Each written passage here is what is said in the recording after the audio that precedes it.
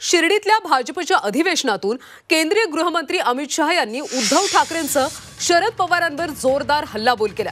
शहांनी शरद पवार आणि उद्धव ठाकरेंचा दगाबाज असा उल्लेख केला। यावर खासदार संजय राऊतांनी तीव्र शब्दात प्रतिक्रिया दिली। उद्धव ठाकरेंना दगाबाज म्हणणं हा बाळासाहेब ठाकरेंचा अपमान आहे आणि त्यावर टाळा वाजवणाऱ्यांनी महाराष्ट्राचा अपमान केल्याचं राऊतांनी म्हटलं।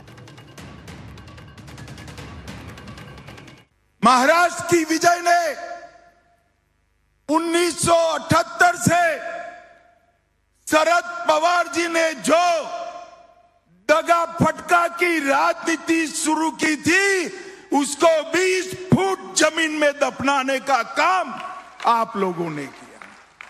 उद्धव ठाकरे जी ने हमारे साथ जो द्रोह किया था 2019 को, विचारधारा छोड़ी थी और बाला साहब ठाकरे के सिद्धांतों को छोड़ा था, झूठ फरेब कर कर मुख्यमंत्री बने थे, वो उद्धव ठाकरे जी को आपने उनकी जगह बताने का काम किया है।